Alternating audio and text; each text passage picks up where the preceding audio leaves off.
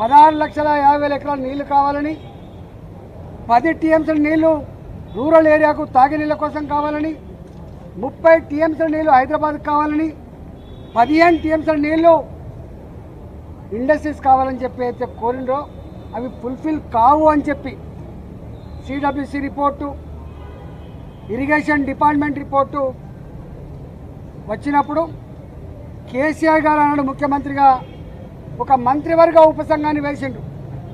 హరీష్ రావు గారి నాయకత్వంలో వారు ఆనాడు ఇరిగేషన్ శాఖ మంత్రి, నేను ఆర్థిక మంత్రిగా, అదేవిధంగా ఇవాటి మంత్రిగా ఆనాటి మంత్రిగా ఉన్నటువంటి తుమ్మల నాగేశ్వరరావు గారు ఆర్ఎండ్బి మంత్రిగా మంత్రివర్గ ఉపసంఘం వేసిండ్రు.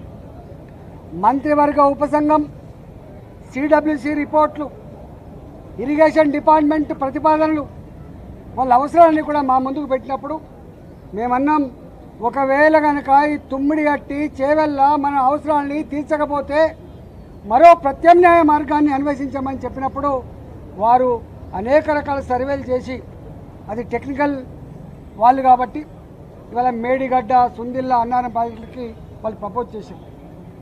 ఆనాడు ఆ ప్రాజెక్ట్ కాస్ట్ 63,000 కోట్లు అని చెప్పి వాళ్ళు అంచనా వేశారు. ఆ తదుపరి అనేక పరిణామాలు, అనేక జిల్లాల్లో వచ్చిన డిమాండ్లు, ఇంకా అనేక కొత్త కొత్త ఏరియాకు నీళ్ళు ఇవ్వాలన్నటువంటి రైతుల ఆక్రందనలు, ఉన్న ఇరిగేటెడ్ ఏరియాకు స్టెబిలైజ్ చేయాలన్నటువంటి నిర్ణయాలు, అనేక రకాల నిర్ణయాల వల్ల అది 82,000 కోట్లకు పోయినమాట వాస్తవం. ఆ తదుపరి ఏం జరిగింది మాకు సంబంధం లేదు. ఇక్కడ మమ్మల్ని అడిగిన ప్రశ్న ఏంటంటే, మీరు ఆర్థిక మంత్రిగా ఉన్నారు కదా, ఈ డిజైన్లతో, ఈ కన్స్ట్రక్షన్తో, ఈ టెక్నికల్ ఆస్పెక్ట్తో మీకు సంబంధం ఉందా అని చెప్పి అడిగినారు. మాకు ఏమీ సంబంధం ఉండదు.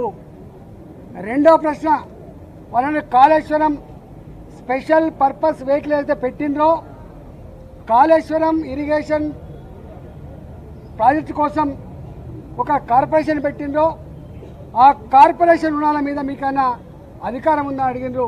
కానీ కార్పొరేషన్ మీద ఆర్థిక డిపార్ట్మెంట్కి, ఆర్థిక మంత్రికి ఏం సంబంధం లేదు. వాళ్ళు ఆనాడు ప్రాజెక్ట్ రిపోర్టు బ్యాంకులకు సబ్మిట్ చేసిండ్రు, డబ్బులు తెచ్చుకున్నారు, వాళ్ళే ఖర్చు పెట్టుకుని తప్ప మాకు సంబంధం లేదు. అసలు ఒక్క మాటలో చెప్పాలంటే ఇరిగేషన్ డిపార్ట్మెంట్కు తోడుగా అనుబంధంగా వాళ్ళ దగ్గరనే ఒక అకౌంట్ డిపార్ట్మెంట్ ఉంటుంది, దానికి ఒక ఆడిట్ డిపార్ట్మెంట్ కూడా ఉంటుంది. ఆ బిల్లులు మంచా చెడా, పనులు అయినాయా కాలేదా, క్వాంటిటీ ఉందా లేదా, క్వాలిటీ ఉందా లేదా, ఇవన్నీ చెక్ చేసుకోవాల్సింది ఆ ఇరిగేషన్ డిపార్ట్మెంట్ నుండి వాళ్ళ అకౌంట్ సెక్షన్, ఆ తదుపరి ఆడిట్ సెక్షన్ మా దగ్గరికి వస్తుంది. కాళేశ్వరం కార్పొరేషన్ కింద ఏ డబ్బులైతే ఉండనో వాళ్ళే నేరుగా పే చేసుకునే మాకు సంబంధం లేదు. బడ్జెట్ అలొకేటెడ్ డబ్బు అయితే ఉందో మా దగ్గర అలొకేటెడ్ డబ్బు ఉంటే తప్పకుండా దాని ప్రకారం బిల్లు పే చేస్తాం తప్ప దాని వాల్యూస్తో కానీ వాటితో మాకు ఏం సంబంధం లేదని చెప్పి కరాఖండిగా చెప్పడం జరిగింది. కానీ ఇవాళ ఎంత దుర్మార్గులు అంటే, ఈ ఈటల రాజేంద్ర గారు పిలుస్తాండ్రు, ఏం పిలుస్తావు, ఏం పిలిచినా ఏముంటుంది. మా బతుకు చాలా ట్రాన్స్పరెంట్గా, మేము ఎథిక్స్ కోసం బతికిన వాళ్ళం, ప్రజల కోసం బతికిన వాళ్ళం. కంత మీద తుపాకీ పెట్టినా కూడా గదే మాట మాట్లాడడం తప్ప ఇంకోటి మాట మాట్లాడటం కాదు. ఇవాళ పిచ్చి కూతలు, కారు కూతలు, ఇలా కుక్కలు ఎక్కబడ్డే మాటలు చూస్తూ ఉంటే బాధ అనిపిస్తూ ఉంది. ఏది ఏమైనా తెలంగాణ ప్రజలు నిజమైన న్యాయ నిర్ణేతలు, ఎవడు తప్పు చేసిండో ఎవడు ఒప్పు చేసిండో వాళ్ళు నిర్ణయిస్తారు తప్ప ఇవాళ కొద్దిమంది బట్ట కాల్చి మీద చేసినంత మాత్రం మీకు అయ్యే ప్రసక్తి లేదు. కానీ ఒక్కటి మాత్రం మళ్ళీ ఒకసారి చెప్పదలుచుకున్న, 3 బరాజులు మేడిగడ్డ దాని విలువ 4,600 కోట్లు, సుందిల్లా అదేవిధంగా అన్నారం ఒకదానికేమో 2,700 కోట్లు, ఒకదానికేమో 2,011 కోట్లు. నేను ఒకటే కాంగ్రెస్ పార్టీని డిమాండ్ చేస్తూ ఉన్నా, భారతీయ జనతా పార్టీ ఇప్పటికే చెప్పింది నిజాయితీగా ఉండాలని చెప్పి కోరుతుంది. పార్టీ ప్రభుత్వ ధనాన్ని దుర్వినియోగం చేద్దని చెప్పి కోరుతుంది, చట్టాన్ని లోబడి ఉండాలని చెప్పి కోరుతుంది, నీకు ఇచ్చిన కర్తవ్యాన్ని ఒక ప్రజలకు బాధ్యతతో పనిచేయమని చెప్పి కోరుతుంది.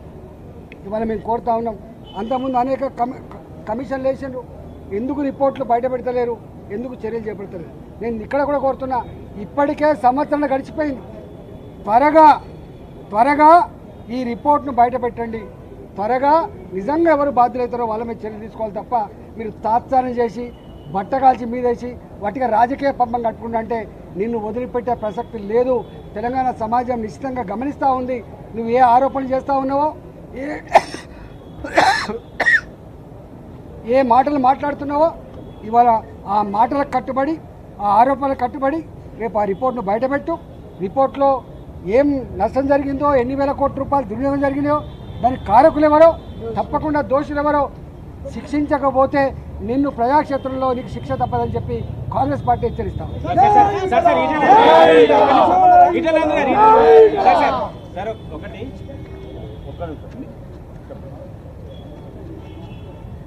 మీడియా సమావేశాల్లో ఈటల రాజేందర్ పదే కొన్ని అంశాలు చెప్పారు. కాళేశ్వరం ప్రాజెక్టు ముమ్మాటికి కేసీఆర్ తానే డిజైన్ చేసి తానే కట్టారు అని చెప్పారు. ఈ అంశాన్ని ఈరోజు కమిషన్ ముందు చెప్పారా? ఇది క్యాబినెట్ ఓవరాల్ నిర్ణయము, దాంట్లో మంత్రుల ప్రమేయం ఉండదు, ఇది టెక్నికల్ టీం తీసుకునే నిర్ణయం అని చెప్పినట్టు తెలుస్తుంది. అంటే మీరు కేసీఆర్ని రక్షించే ప్రయత్నం చేస్తున్నారు. నేను చెప్పడం కాదు చారి, కేసీఆర్ గారే వందల సార్లు బహిరంగ సభల్లో ఏం చెప్తాడు, మీతో కూడా చాలాసార్లు చెప్పుకుంటాడు. Brainchild of KCR, Kaleshwaram project సృష్టికర్త కేసీఆర్ అని చెప్పి తాను చెప్పుడు, నేను చెప్పడం కాదు. మీరు కమిషన్కి చెప్పారా మరి ఆ విషయాన్ని? వందల సార్లు మీటింగ్లలో, ప్రెస్ మీట్లలో నా మెదడు కరిగించుకొని ఇంత కష్టపడి అనేక రకాల సర్వేలు చేసిన చెప్పి ఆయన చెప్తున్నాడు. కానీ ఒక్కటి, కమిషన్ ముందు వెళ్ళినప్పుడు మాత్రము ఇది కేబినెట్ నిర్ణయము, టెక్నికల్ నిర్ణయము, టెక్నికల్ స్టాఫ్ తీసుకుంటుంది, మాకు రాజకీయ నాయకులకు సంబంధం లేదంటే ఒక రకంగా మీరు కేసీఆర్ని బయటపడే ప్రయత్నమే కదా.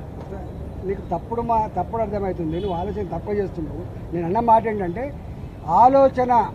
ప్రాజెక్టు కట్టాలనే ఆలోచన ప్రభుత్వం తీసుకున్నది. టెక్నికల్ కమిటీ తుమ్మిడిహట్టి దగ్గర కట్టద్దని చెప్పింది. దానికి నిర్ణయం తీసుకున్న వ్యక్తి మొట్టమొదటిగా కేసీఆర్ ఈజ్ బాస్, మొత్తం క్యాబినెట్ బాస్ కేసీఆర్, రాష్ట్ర ముఖ్యమంత్రి కేసీఆర్. దానికోసం కమిటీ వేసిండు.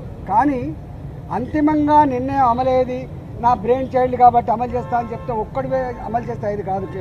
దాని క్యాబినెట్ మొత్తం ఆమోదిస్తే మాత్రమే అది కన్స్ట్రక్షన్ అవుతుంది తప్ప ఒక కేసీఆర్ ఆమోదించిన పద్ధతి ఉండదు.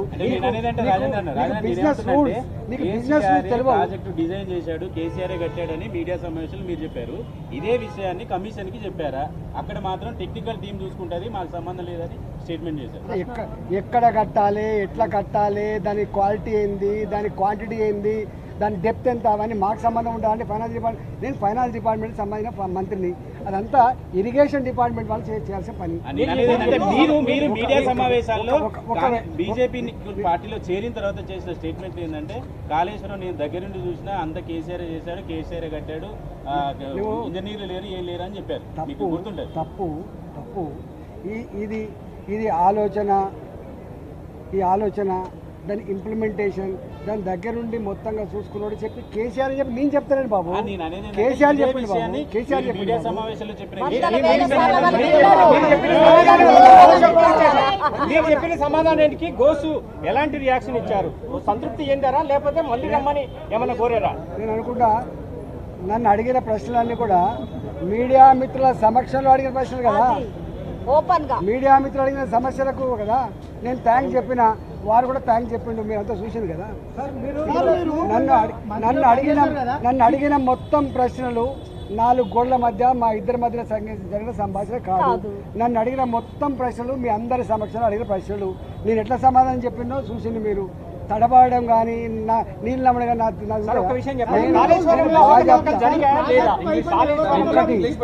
కాళేశ్వరంలో అవకతవకలు జరిగాయా లేవా? మీ దృష్టికి ఏమైనా వచ్చాయా? నేను ఏమంటున్నా, ఘోష్ గారి కమిటీ ఈ అనేక వందల మంది ఇంజనీర్లతో వాళ్ళు సమావేశమైంది, వాళ్ళు మొత్తం తీసుకున్నారు. వారికి ఒక్కటి అర్థమైపోయింది, ఇవి ఇంజనీర్లను ఎవరు ఆదేశించిండ్రు నీళ్లు స్టాక్ పెట్టమని, ఇంజనీర్లు ఎవరు ఆదేశించిండ్రు ఇట్లా కట్టమని, ఇంజనీర్లు ఎవరు ఆదేశించిండ్రు ఇంత తొందరగా కట్టమని చెప్పి ఆ దగ్గర ఉన్నాయి. నేనేమంటున్నా, ఘోష్ గారి కమిటీ రిపోర్ట్ని వెంటనే బయటపెట్టి దోషులను శిక్షించమని కోరుతున్నాం.